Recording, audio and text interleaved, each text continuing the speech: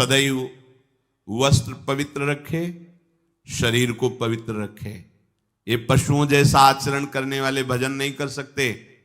ये जो कहते हैं ना भजन में मन नहीं लगता, पवित्रता चाहिए। अब ऐसे पशु की तरह शौच हो लिए, उठे चल दिए, ऐसे नहीं। पवित्रता, शौचाचार का निर्वाह कीजिए। लघु शंका भी जाइए तो जल लेकर जाइए। इंद्री का प्रक्षालन, फिर हाथ का प्रक्षालन, फिर 3 बार आचमन, राधा वल्लभ श्री हरिवंश, राधा वल्लभ श्री हरिवंश, जैसे शास्त्रीय विधान में केशवाय नमः, नारायणाय नमः, माधवाय। पवित्र रहिए। देखो भजन कैसे नहीं होता। मिट्टी जल आदि से बाह्य शरीर की पवित्रता और छल कपट के त्याग से भीतर की पवित्रता बढ़ती है। गुरु से कपट, यह सर्वनाश का लक्षण है। अगर तुम में कोई दोष है, गुरुदेव पूछ रहे हैं, तुमने ऐसा अक्षरशः जैसा हृदय में वैसा बोल दे जी, अब चाहे दंड दो चाहे क्षमा करो, ये आपका विषय। पर सत्य बात यह कि मेरे हृदय में ऐसी पाप वृत्ति थी, मैंने ऐसा किया या ऐसा करने का हमारे संकल्प बन रहा है। गुरु से कपट नहीं। अंदर कपट रखोगे, मन मलिन हो जाएगा, भाग जाओगे, माया घसीट ले जाएगी। जो गुरुदेव ने उपासना दी है उसी का केवल अनुष्ठान। समय कहां आपके पास और के लिए?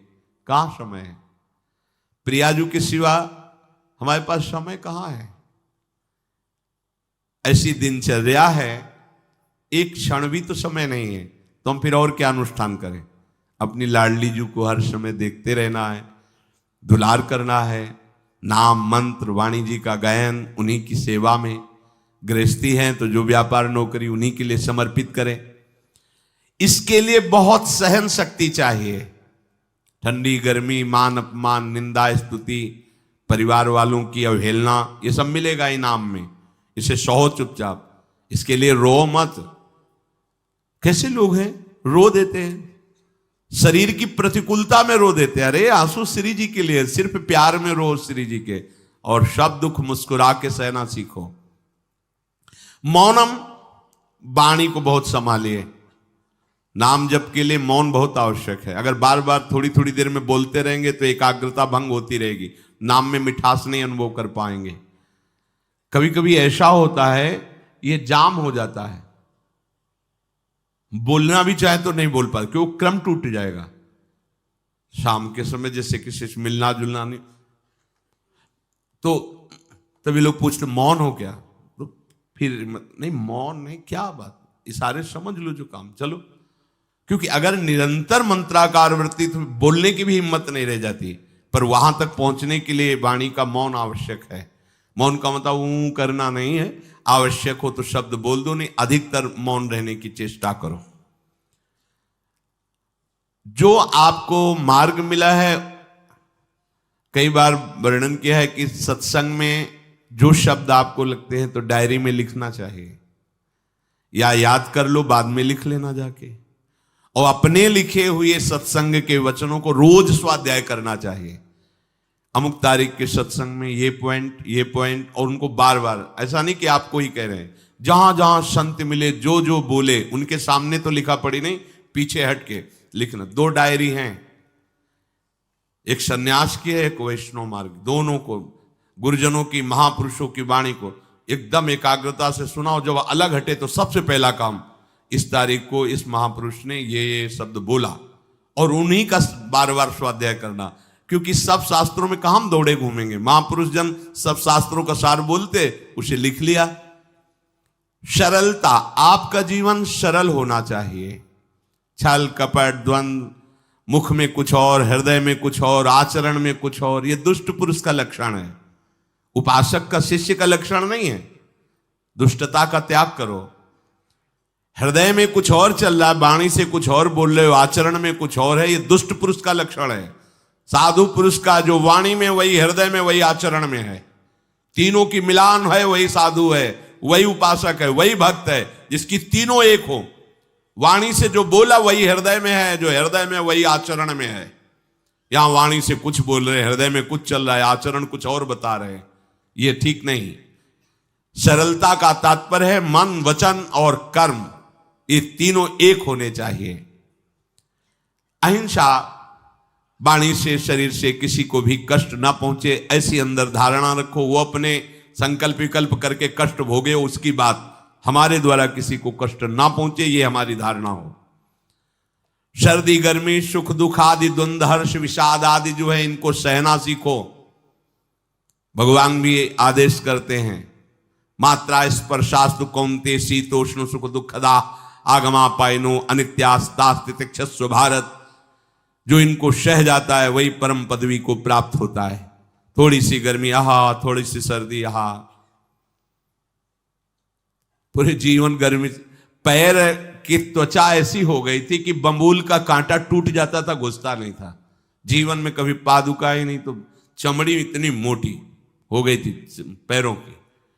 सर्दी गर्मी जैसा आप इसको, आप देखो यहां आप कौन सा स्वेटर पहनते हैं, जीवन में कभी नहीं। सर्दी में क्या होता है, यहां ये त्वचा नहीं क्या, हमें तो लगता है काफी सुकोमल अन्य अंगों से यहां की त्वचा है, कपोल नासिका नेत्र आदि। यहां क्या पहनते हो सर्दी में, क्या बिगड़ जाता है, क्योंकि अभ्यास है। गर्भ के बाद निकलने के बाद यहां कुछ ढका ही नहीं, यहां कुछ नहीं ढका, तो पूरे जीवन ढकने की जरूरत नहीं। और अगर पूरे अंगों में न ढका होता तो पूरे जीवन ढकने की जरूरत नहीं। जो जंगल में दिगंबर महापुरुष रहते थे गंगा के किनारे, कितने, तो उनको क्योंकि अभ्यास, और हमने अभ्यास किया कपड़े लत्ते का, तो अभ्यास, हमने अभ्यास किया एसी रूम का, अभ्यास किया गीजर से नहाने का, वो अभ्यास किया तीनों काल गंगा स्नान, वो अभ्यास, कुछ फर्क नहीं पड़ा इस जड़ शरीर में। इसको जैसे रखो। तो सहने का अभ्यास, यदि माया से मुक्त होना है तो सहने का अभ्यास रखो। ये जरा में ओह बहुत गर्मी, ये नहीं उपासक। गर्मी है ठीक है, शरीर का धर्म है, तो इंद्री में ताप लग रहा है ठीक है, राधा राधा राधा। आप कहोगे प्रवचन करने से नहीं होता। कभी बिजली नहीं रखी ईद दाम में, कटवा के रखे थे, बिल्कुल नहीं। जितनी देर होश रहा आंख का हाथ से पंखा कर लिया, नहीं तो बस राधा राधा राधा, जो मिला मांग के खाया, कुछ आसन पे लेट। प्रवचन ही केवल नहीं रहे, अब तो जैसे जोई जोई प्यारो करे सोई मोई भावे। नहीं, जानबूझ करके अपने शरीर को अधीन नहीं करना चाहिए। सुविधाओं की अधीनता, तुम भोगता नहीं, सुविधाएं तुम्हें भोग रही हैं। जितना तुम सुविधा भोगी बन जाओगे उतना तुम कमजोर हो जाओगे।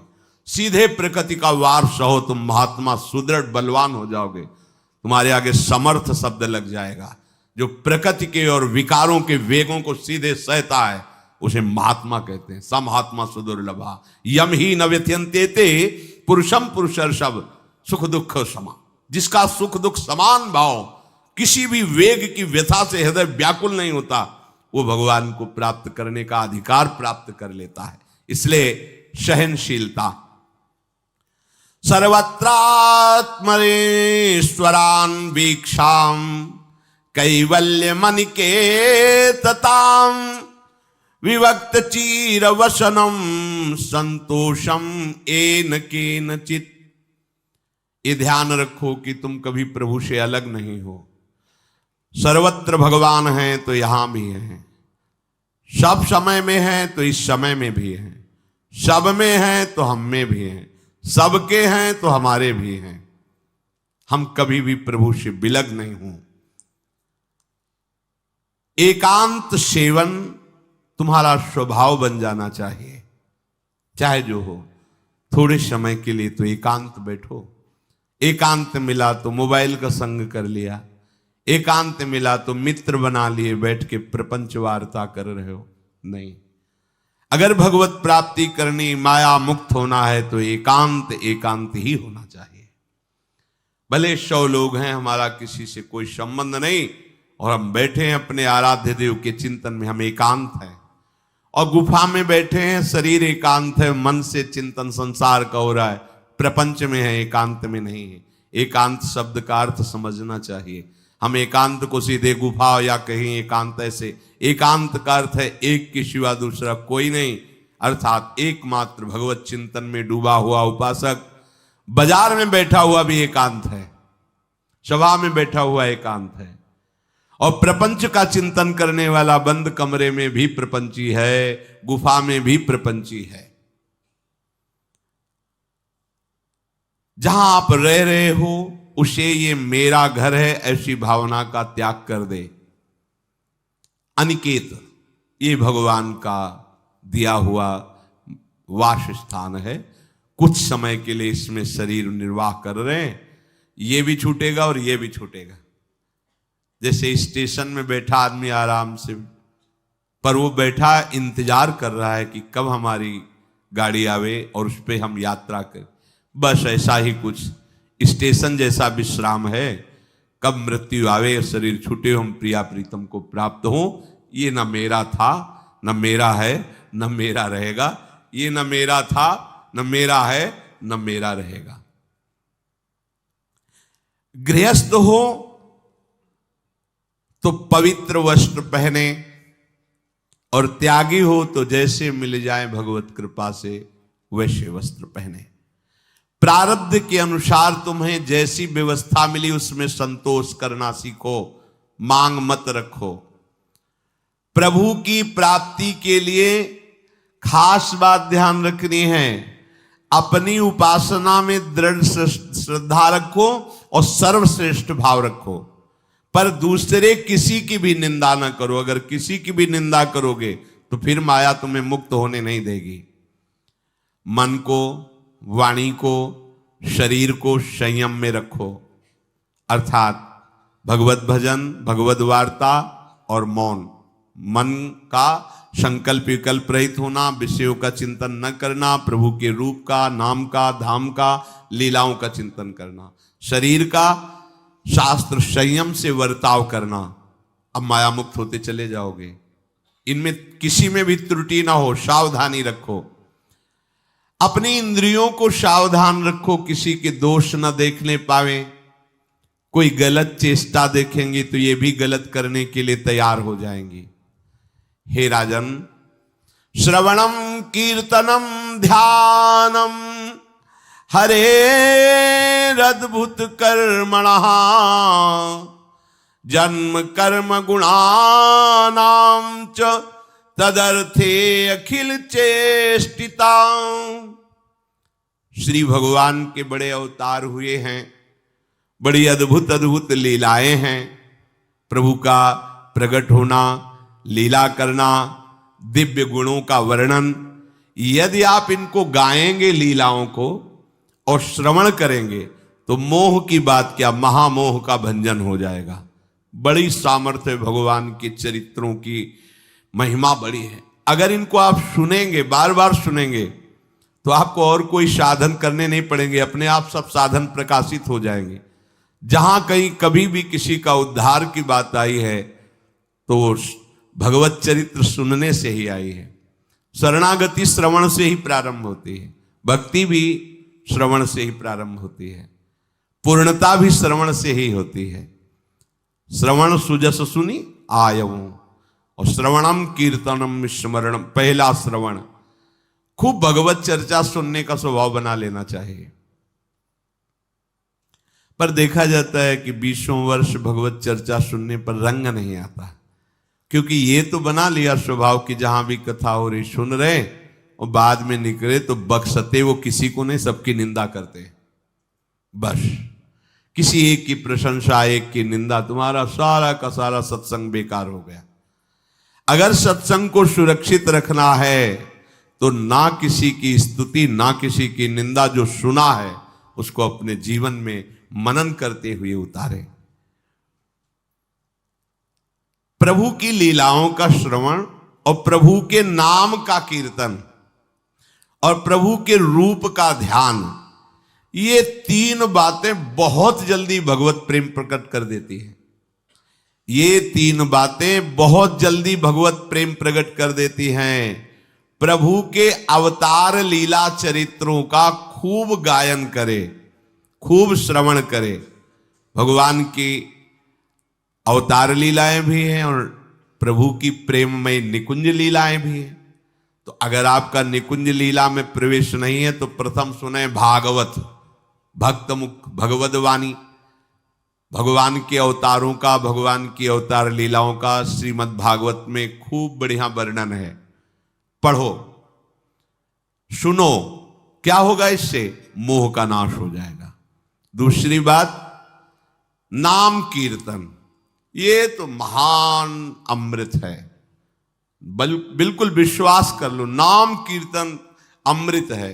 ताली बजा के, मंजीरा बजा के, ढोल बजा करके, नाच करके, जैसे बने, अकेले, चार लोग, जैसे बने, नाम संकीर्तनम यस्य सर्व पाप प्रणाशनम। देखो, भगवत चर्चा ने महामोह का नाश कर दिया और भगवान नाम कीर्तन ने सब पापों का नाश कर दिया। नाम संकीर्तनम यस्य सर्व पाप, सर्व, पीछे बीच में जो भी जमा संचित क्रिम, सबको भस्म करने की सामर्थ्य नाम कीर्तन। ये जो राधा राधा आप बोलते हैं, बहुत अमृत है, बहुत अमृत। और प्रभु के रूप का ध्यान, ये तीन बातें बहुत जल्दी माया मुक्त कर देंगे, आपको भगवत प्राप्ति करा देंगे। प्रभु के रूप के ध्यान के लिए ही दिव्य श्यामा श्याम ने बिहारी जी का रूप धारण किया। ये किसी मूर्तिकार की रचना नहीं है। श्री राधा रमण जी सरकार, राधा वल्लभ लाल जी महाराज, श्री बांके बिहारी लाल जी महाराज, ये साक्षात प्रगट ठाकुर है। प्रिया प्रीतम हमारी दृष्टि में सामर्थ्य नहीं कि देख सके, वो तो हरिवंश नेत्रों से देखे जाते हैं। निकष कुंज ठाड़े भये भुजा परस्पर अंश, श्री राधा वल्लभ मुख कमल निरख नयन हरिवंश। हरिवंश नेत्र प्रकट हो जाएंगे, आश्रित जन हो, चिंता की बात नहीं। पर ये जो रूप प्रकट है, इसके ध्यान में तो तुम्हें कोई श्रम नहीं करना। बिहारी जी महाराज, राधा वल्लभ जी महाराज, राधा रमण जी महाराज, भर नेत्र देखो और अपने नेत्र के कैमरा से खींच लो फोटो। अब आप फिर जिधर देखो उधर वैसे ही खड़े नजर आ रहे, वैसे मुस्कुराते हुए दिखाई दे हर समय। और ये आदेश कर रहे हैं हरिवंश महाप्रभु, सब सोहित निष्कामति, श्री वृंदावन विश्राम, श्री राधा वल्लभ लाल को हृदय ध्यान, मुख नाम। राधा वल्लभ लाल का ध्यान करो और राधा वल्लभ श्री हरिवंश बोलो तो तुम्हारी मति निष्काम हो जाएगी, तुम्हें अखंड वृंदावन वास मिल जाएगा। प्यारे जो तुम्हें प्यारे लगने लगेंगे।